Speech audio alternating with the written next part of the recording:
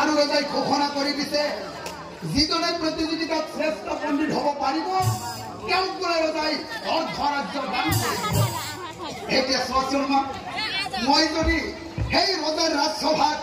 শ্ৰেষ্ঠ পণ্ডিত হ'ব পাৰো ৰজাই দিব খোজা অৰ্ধৰাজ্য দেখোন মই পাম। আৰু যদি মই তাকেই নকৰি এই বৃদ্ধ পিতৃৰ লগতেই লাগি থাকো তেনেহ'লে কোৱাচোন মা অ নৰকমে কলৈ মা মোৰ সময় নাই। অ মা তোমালোকে বৈদ্য মাতা কোনে হয় আৰু কিবা মাতা বৈদ্য মাতা কিবা মাতা মাতি থাকা যায়। অ বৈদ্য মাতা কিবা মাতা মাতি থাকা যায়। আৰু শুনা মা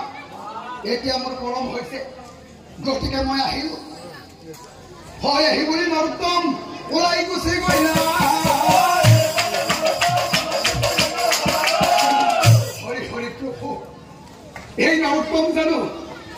আমাৰ নিজৰে পুত্ৰ নহয় এই নৰোত্তম জানো আমাৰ নিজৰে সন্তান নহয় মনৰ দুখে পিতৃ মাতৃ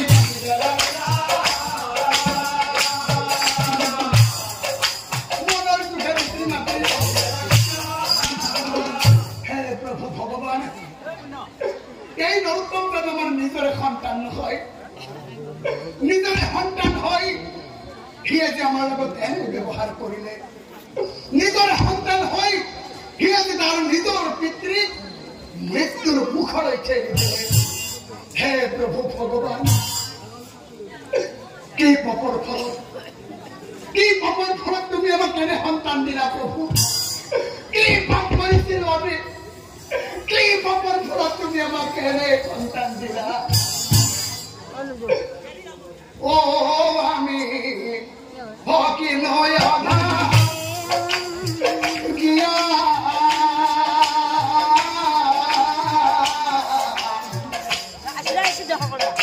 নাহি দয়া মায়া পুত্রার আমার কলা গিয়া ওলাই গোসি গইলা পুত্রাই আমাকে রিয়াওয়ানি কি দয়া ভাগিয়া নাহি দয়া মায়া পুত্রার আমার কলা গিয়া।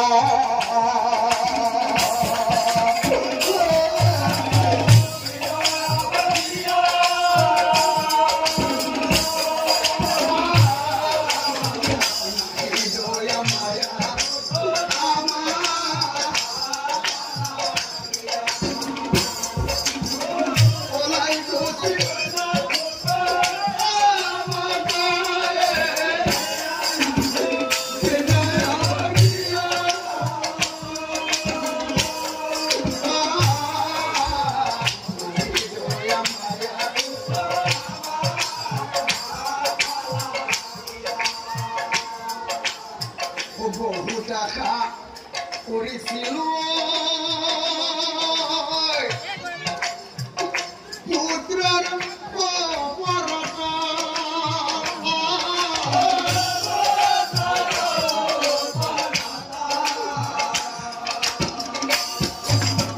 কিন্তু প্রভু তুমি দেখলে হয় আজি আমার পুত্র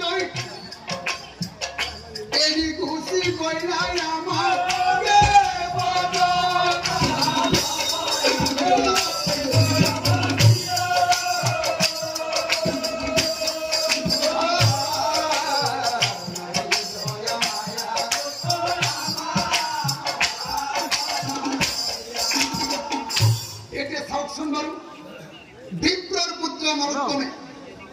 বিপ্রর পুত্র নরোত্তমে পিতৃ আর মাতৃর লগত করা এনে কু ব্যবহার দেখি বিপ্রর পুত্র নরোত্তমে পিতৃ মাতৃর লগত করা এনে অন্যায় গুণ দেখি উপরের পরায় শনি দেবতাই সকলবোৰ চাই আছিল। শনিয়ে মনে মনে ভাবে হেৰৰ অহংকাৰী নৰোত্তম সামান্য বিদ্যা অৰ্জন কৰি আজি তোৰ ইমান অহংকাৰ হল আজি তই তোৰ ভগৱান তুল্য পিতৃ মাতৃক চিনি নোপোৱা হলি আজি তই ইমান ডাঙৰ পণ্ডিত হলি কৈ তোৰ নিজৰ পিতৃ মাতৃক ব্যৱহাৰ কৰিব পৰা হলি হেৰাই নৰোত্তম মই চাই ল'ম বাৰু তই কিমান ডাঙৰ পণ্ডিত আহি থাক ৰজাৰ ৰাজসভালৈ আজি তালৈ গৈ আছো মই তাতেই লগ পাম তোক আৰু মই চাই ল'ম তই বাৰু কিমান ডাঙৰ পণ্ডিত এতিয়া চাওকচোন বাৰু এইফালে শনি দেৱতাই নৰোত্তম বিপ্ৰৰ এনে কাণ্ডত ক্ৰোধান্বিত হৈ প্ৰতিজ্ঞা কৰিলে আনফালে সেই বিপ্ৰ নৰোত্তমে বাৰু কি কৰিলে অহংকাৰী নৰোত্তমে অহংকাৰে মুক্ত হোৱা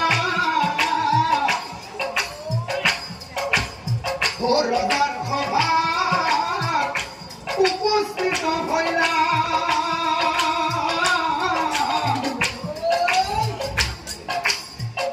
ৰাজসভাত বহি আছে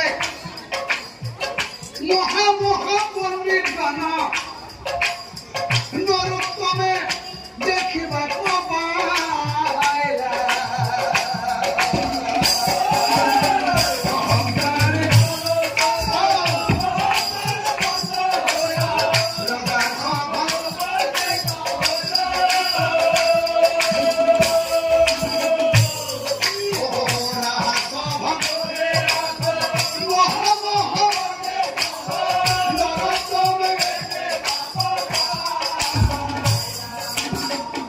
পণ্ডিত গণক দেখা পাই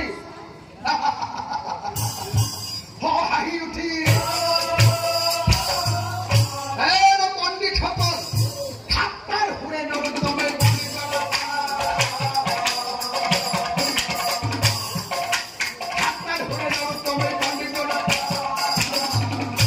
পণ্ডিতসকল তোমালোকে যে এই ৰজাৰ ৰাজসভাত শাস্ত্ৰ প্ৰতিযোগিতাত ভাগ ল'বৰ বাবে আহিছা তোমালোকে জানো মোৰ লগত প্ৰতিযোগিতা কৰিব পাৰিবা মই কিয় কৈছো জানা মোৰ সমান মহাপণ্ডিত এই পৃথিৱীৰ ভিতৰত আৰু কোনো নাই আৰু যদি তোমালোকক কিবা প্ৰমাণ লাগে যদি মই দিম এতিয়াই আৰু লগে সেই অহংকাৰী বিপ্ৰ নৰোত্তমে কি কৰিলে যোগ বিদ্যাৰ বলত সেই পণ্ডিতগণৰ গাৰ বস্ত্ৰবোৰ হুলকাই আনিলা পণ্ডিতগণৰ গাৰ বস্ত্ৰ হুলকাই আনিলা শূন্যতে বস্ত্ৰবোৰ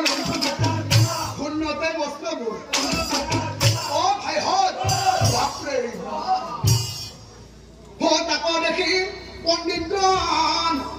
আচৰিত হইলা সেই বিপ্ৰবৰ নৰোত্তমক চাই হবে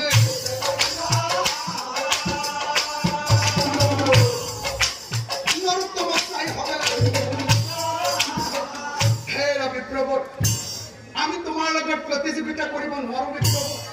তুমি আমাৰ গাৰ বস্ত্ৰ ঘূৰাই দিয়া বিপ্ৰবৰ